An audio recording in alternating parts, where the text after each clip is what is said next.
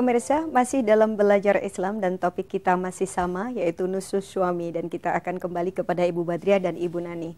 Ibu Badriah, biasanya seringkali orang nih ya, kalau ada peristiwa di mana istri melakukan nusus terhadap suami, maka ada beberapa tindakan yang dianggap boleh dilakukan suami terhadap istri.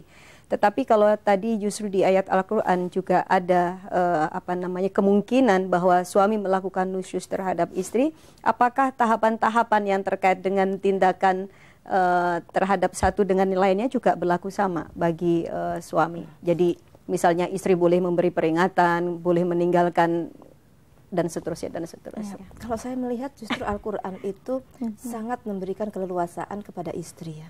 Jadi ketika istri mengalami tindakan nusyus atau suaminya berpaling, bagi dia memang ada dua opsi. Kalau memang kuat begitu, ya dia mungkin bisa berdamai dengan keadaan dan suaminya memperbaiki diri begitu.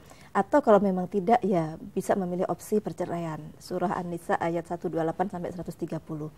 Nah, sementara ketika istri yang nusyus, Al-Quran ini tampaknya sangat tajam memotret realita bahwa kebanyakan istri nusyus itu juga ada sebab-sebabnya begitu, yang kadang-kadang dipicu juga oleh suami, kemudian akhirnya istrinya tidak berdiri mutung, sendiri ya, misalnya begitu.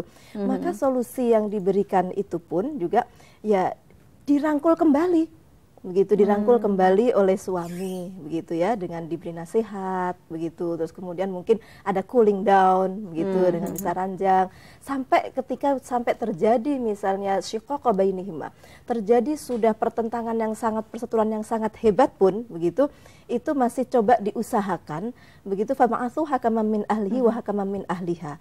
Ada pihak keluarga suami, ada pihak keluarga istri yang coba melihat di mana sih ini persoalan, kenapa kok istri sampai nusus, sehingga melihat akar persoalannya.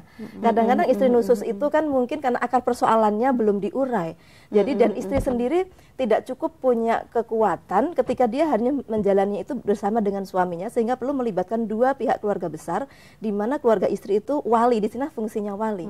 Wali kemudian bisa berfungsi sebagai pelindung, wali bisa berfungsi sebagai wakil dari pihak istri. Istri itu begini karena begini loh, begitu. Jadi ada respon itu karena ada aksi sebelumnya ya? Iya, kalau kita menangkap semangat Al-Quran ini, paling tidak saya menangkapnya demikian, begitu. Ini memotret realitas yang sangat cerdas, begitu. Sekalipun pada akhirnya ketika memang tidak bisa didamaikan kembali, ya sudah, begitu. Tapi kan di dalam masyarakat tuh Mbak Bet, biasanya gini, istri meninggalkan rumahnya misalnya ya, dia dikategorikan nusyus karena suaminya berpaling.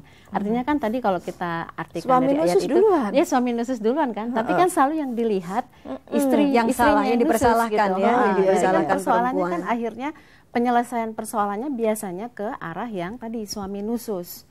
Istri nusyus. Jadi misalnya dipisah ranjang, itu semuanya kan dengan konteks bahwa istrinya dianggap nusyus, tidak pernah dilihat si suaminya sebetulnya awal dari suaminya lah yang melakukan nusyus sehingga istrinya nggak tahan gitu, istrinya kemudian pergi meninggalkan rumahnya mungkin karena sakit hati, marah atau sudah terlalu. Padahal perlu juga gitu ya sebenarnya bahwa istri itu perlu ruang untuk bernafas sesaat kadang-kadang. Jadi secara psikologis mungkin itu juga bisa mengurai beban di dalam rumah. Dan juga suami juga berpikir bagaimana ketika berpisah dengan istri itu juga bisa kan kemudian introspeksi. Ada momen ketika ada disia-siakan, ketika nggak ada ternyata kehilangan juga kan, bisa baru berasa gitu. Jadi memang problem yang sangat penting di dalam cara berpikir beragama kita adalah kita sering memahami ayat secara sepotong-sepotong. Termasuk nusyus ini pemahaman kita sangat sepotong begitu, padahal mestinya kalau ada kasus nusyus terjadi peninggalan kewajiban oleh salah satu pihak, mesti diurai sebabnya apa, akar persoalannya apa. Jadi nggak cukup dengan ayat 34 surah An-Nisa saja, mesti dilihat bersama-sama ayat 34 bergandengan dengan ayat 128, 129 sampai 130. Kalau konteks masa lalu barangkali ya, kalau zaman Nabi atau zaman sahabat itu ada peristiwa nggak yang kita bisa jadikan pelajaran? Jadi ketika ada suami nusyus, kemudian bagaimana sih mekanisme Rasulullah menyelesaikan persoalan itu? Ya, kebetulan kalau untuk asbabun nuzul surah An-Nisa ayat 128 ini, memang ada seorang suami yang poligami, kemudian istrinya merasa dia tersia-siakan, gitu, dia sudah cukup lanjut usianya, terus kemudian suaminya lebih cenderung kepada yang muda, dan kemudian akhirnya terjadi perdamaian. Nah, terjadi perdamaiannya ini pasti pahit ya buat istri yang tua. Perdamaian itu istrinya gitu. menerima. Ya, istri menerima dan kemudian oke, daripada aku kemudian diceraikan, biarkanlah sudah gitu. Yang paling penting masih bersama-sama, tetapi aku berikan hakku kepada istri yang muda, gitu. Hak gilir. Hak mendapatkan giliran gitu. Yang Jadi paling nggak didatengin lagi. nggak didatengin karena memang dia juga sudah tidak begitu membutuhkan kebutuhan seksual seperti itu gitu. Nah, pada keluarga Rasulullah juga ini pernah terjadi ketika Saudah dengan Aisyah, dan Saudah memang sudah cukup berumur begitu ya. Dan kemudian Saudah motivasinya adalah menerima keadaan itu karena yang penting pokoknya nanti aku menjadi istri Nabi ketika hari kiamat gitu, ketika aku dibangkitkan kembali.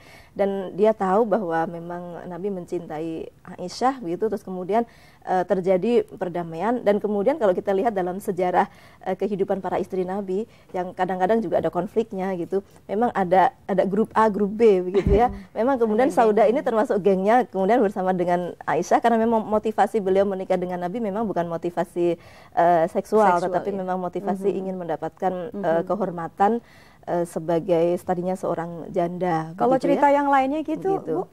Jadi cerita yang lainnya itu misalnya istri, tadi kan konteksnya karena diberikan opsi, berarti kan mungkin ada juga cerita yang lain di mana istri secara berani misalnya mengambil keputusan yang berbeda. Jadi bukan menerima, tapi mungkin meninggalkan rumah atau justru berpisah. Di zaman Nabi ya? Ya, di zaman Nabi itu ada kasus tidak persis nusus judulnya ya, tetapi ini malahan istrinya nggak cinta.